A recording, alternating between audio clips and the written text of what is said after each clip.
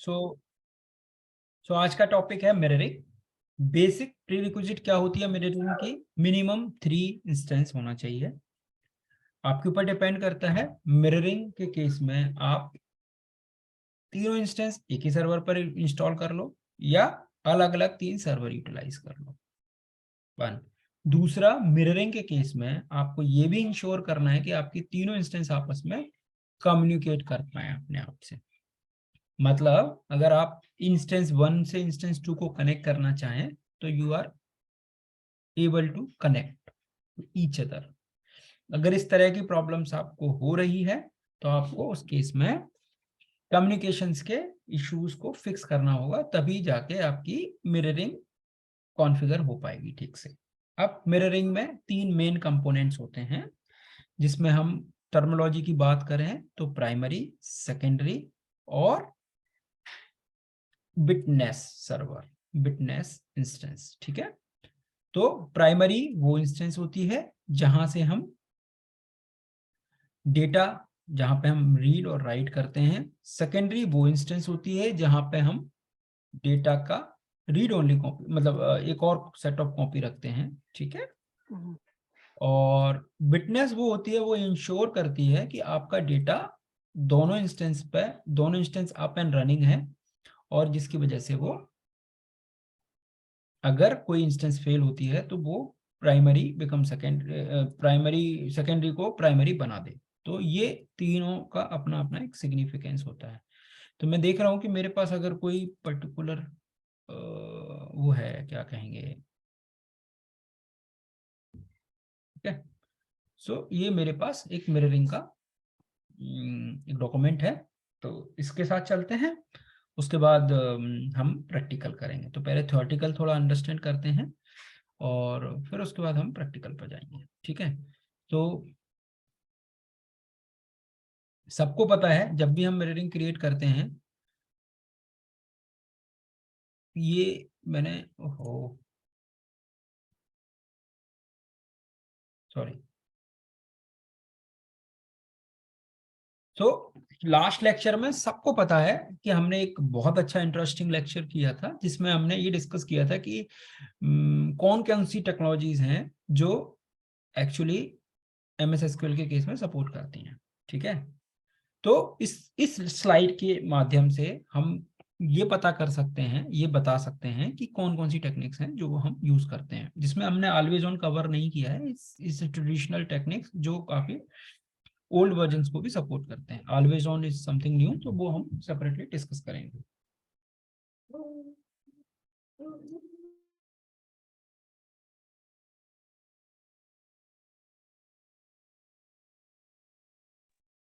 Okay.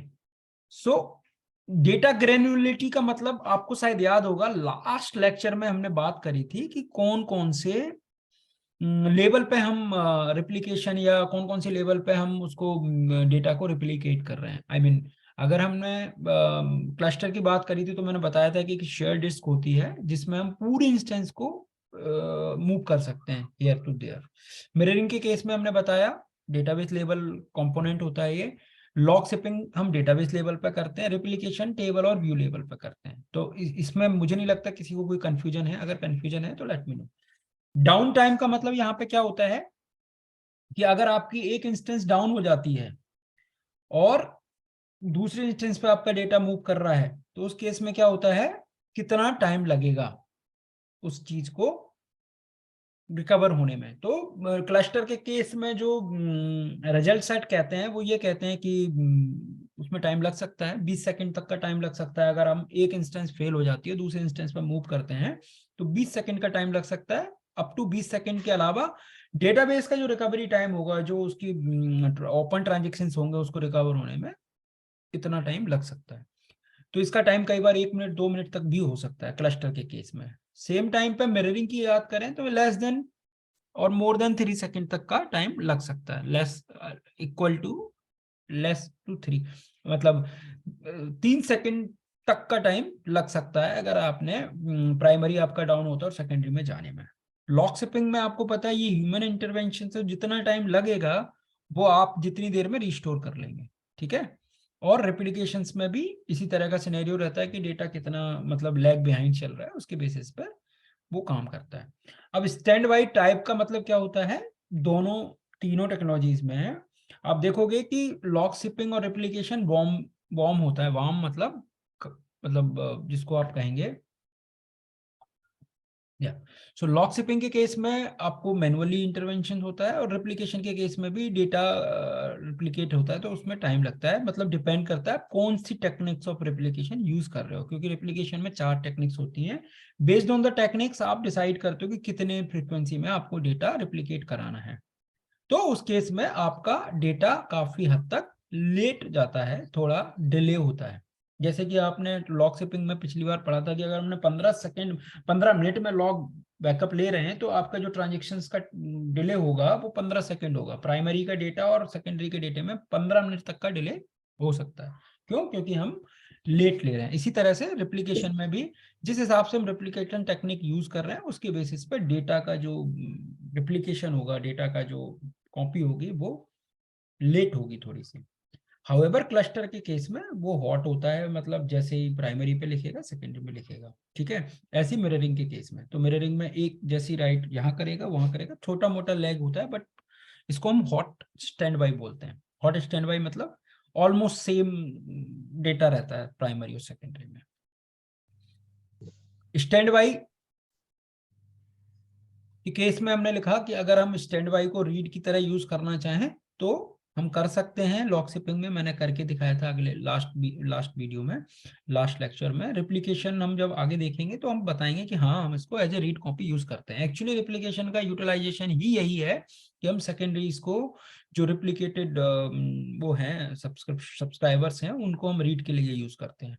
Mirroring के case में अगर हम इसको इसकी स्पेशल स्नैपशॉट टेक्निक्स यूज करते हैं, तो हम इसको एज ए रीड कर सकते हैं, अदरवाइज रीड कॉपी नहीं होती। और क्लस्टर के केस में भी रीड कॉपी नहीं होती। ऑटो फेल हम कर सकते हैं अगर हमने एचए बोर्ड पे कॉन्फ़िगर किया है, मतलब विटनेस के साथ कॉन्फ़िगर किया है। तो डेटा लॉस मिररिंग और क्लस्टर के केस में कम होता है। बिल्कुल नहीं मानते, लेकिन हो सकता है, डिपेंड करता है, बट नहीं होता है, थॉटिकली नहीं होता है। लॉग शिपिंग और रिप्लिकेशन के केस में डेटा लॉस हो सकता है अगर आपका 1 या 2 ट्रांजेक्शन लॉग मिस हो जाए तो। कॉम्प्लेक्सिटी क्लस्टर के केस में काफी है। कॉम्प्लेक्सिटी मतलब to doing the configuration and all. Mirroring के केस में कॉम्प्लेक्सिटी ज्यादा नहीं है। लॉग शिपिंग कॉम्प्लेक्स है बिकॉज उसमें ह्यूमन इंटरवेंशन है। अगर आपने कुछ भी मैं इधर उधर किया तो आपको ज्यादा कॉम्प्लेक्सिटी कह सकते हैं।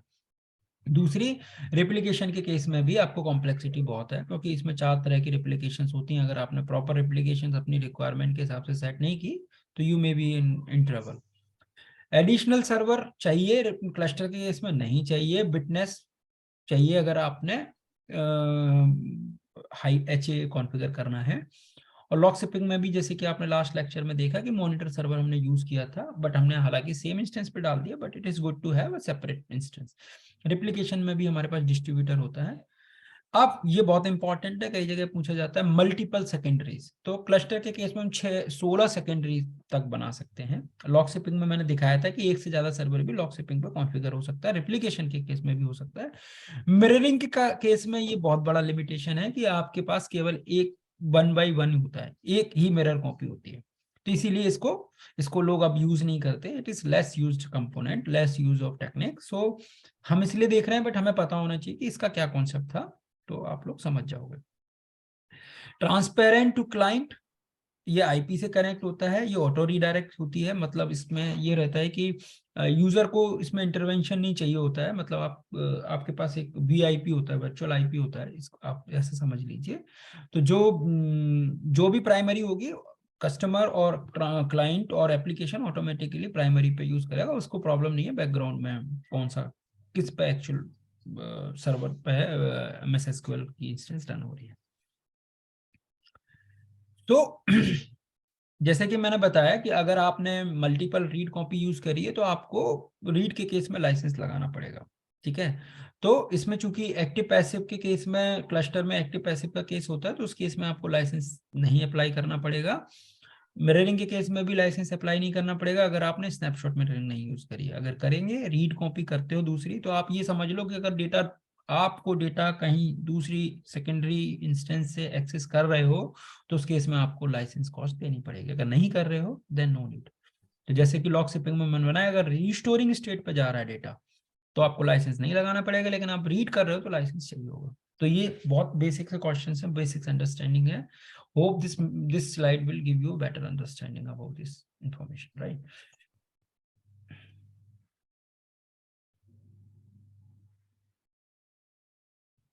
सो मिररिंग पढ़ रहे थे तो हमने देखा कि जो हॉटेस्ट फीचर्स था 2005 में जब ये आया था कि काफी पॉपुलर हुआ था, क्योंकि इसमें काफी कम एक्सपेंसिव होता है, मिनिमम डाउन टाइम होता है, और 2005 से इंट्रोड्यूस हुआ। उस टाइम पे it was very nice to have this. But इसमें जो अवेलेबिलिटी होती है वो पर डेटाबेस होती है, डेटाबेस की एक और रिडंडेंसी हो जाती है, एक और कॉपी बन जाती है। तो it is close to lock shipping and mirroring and it use the best features of them. तो जो भी लॉक शिपिंग और मिररिंग क्लस्टर में जो खामियां थी वो ये पूरा करती है, क्योंकि इसकी एक और डेटा की रिडंडेंसी होती है, जबकि क्लस्टर में एक ही डेटा होता है।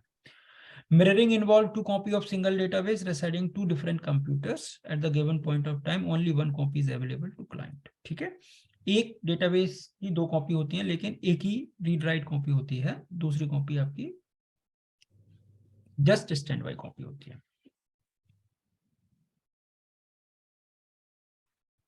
ठीक है, every modification made in principle is reflected to the hot stand by server. तो इसमें भी ये रहता है कि जैसे ही आपने प्राइमरी पे कोई भी चेंज किया वो आपको सेकेंडरी पे इमीडिएटली दिख जाएगा, इसीलिए इसको बोलते हैं hot stand by. Hot stand by मतलब ऑलमोस्ट सेम टाइम पे आपको दिख जाएगा। ऑलमोस्ट मैं इसलिए लगा रहा हूँ, इसमें भी दो अलग अलग टेक्निक्स होती हैं कॉन्फ़िगरेशन की। आप हाई सिक्योरिटी करना चाहते हैं या हाई परफॉर्मेंस करना चाहते हैं। तो अगर आप हाई सिक्योरिटी करते हो, हाई हाई सिक्योरिटी के केस में आपका डेटा ऑलमोस्ट मतलब सेम रहता है, और हाई परफॉर्मेंस के केस में थोड़ा बहुत लैग मिल सकता है आपको। तो we will go to understand what mean by that. Okay, so mirroring क्या होता है? Method of protecting a single database often use for the HADR techniques provide one copy of data, can be use for limited reporting, can be use for the migrating of data, can be use for upgrade also. ठीक है, तो ये सारी information आप mirroring के case में interact कर सकते हैं। ये सारी टेक्निक्स की, ये सारी मतलब ये सारे यूजेस की को यूज करने की, सारे यूज केसेस के हिसाब से आप मिररिंग यूज कर सकते हो। ये समझ लिया हमने, ये समझ लिया हमने, ये देख लेते हैं मिररिंग डेफिनेशंस क्या होता है। प्रिंसिपल इंस्टेंस होती है, प्रिंसिपल डेटाबेस होती है, और मिररिंग इंस्टेंस होती है। और क्या होता है? Mirroring database, witness instance and database mirroring monitor. ये इसके कुछ टर्मोलॉजी होते हैं। तो इसको हम प्रिंसिपल इंस्टेंस बोलते हैं, मिरर इंस्टेंस बोलते हैं, और एक विटनेस इंस्टेंस। तीन इंस्टेंसेस होती हैं, प्राइमरी, सेकेंडरी और विटनेस बोल लो, या फिर प्रिंसिपल इंस्टेंस बोलते हैं इस केस में। ठीक है, तो इजी टू कॉन्फ़िगर होती है, can be use cross domain without any domains. ये दोनों केस में यूज कर सकती है, अगर आप डोमेन और डोमेन लेस कॉन्फ़िगरेशन कर सकते हैं इसमें। Mirror copy for the database in single location, आप आपके डेटाबेस की सेम लोकेशन पे भी कर सकते हैं। ऑटो फेल ओवर के केस में भी आप इसको यूज कर सकते हैं। ठीक है, ऑटो फेल ओवर के केस में कुछ अलग से कॉन्फ़िगरेशन चाहिए होती है। डेटाबेस मिररिंग ऑपरेशन क्या होता है? Uses the dedicated TCP endpoints to send the log record from principal to mirror. DML and DLL operation flow from principal to mirror by a log. Send queue on the principal instance and ready queue to mirror instance. ठीक है, send queue on principal instance and ready queue in the mirror instance.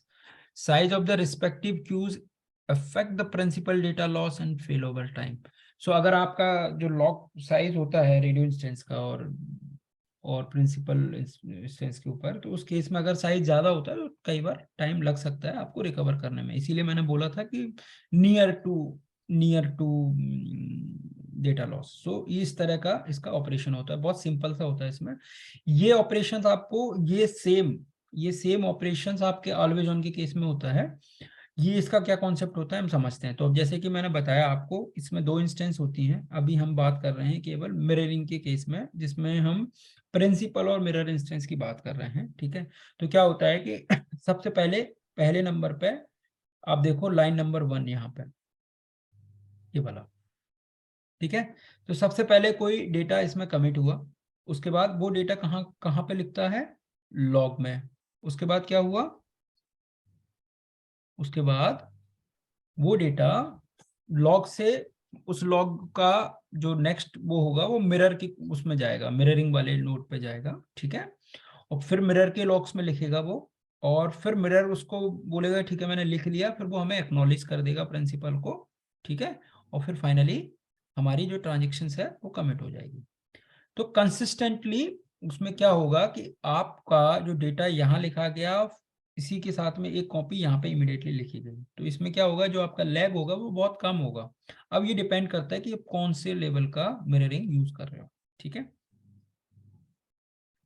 तो और अच्छे से समझ लेते हैं, यहाँ से एप्लीकेशन से डेटा आया, यहाँ पे लॉग और डेटा में लिखा गया, उसके बाद इसने सेम टाइम पे सेकेंडरी सर्वर को भेज दिया, ठीक है। वहां से उसने लिखा अपने दोनों नोड पे, वापस आया और फाइनली उसने बता दिया कि ठीक है।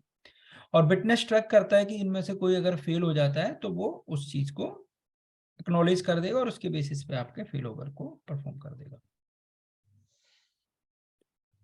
ठीक है। तो इसके अलावा हम जो मिररिंग से रिलेटेड फैक्ट्स हैं उनको हम नेक्स्ट लेक्चर में समझते हैं, ठीक है। और फिर हम समझते हैं कि मिररिंग के कौन कौन से मोड्स होते हैं, विटनेस क्या करता है, ये सारी इंफॉर्मेशन को हम डिस्कस करते हैं, ठीक है। So let's connect in the next lecture, bye.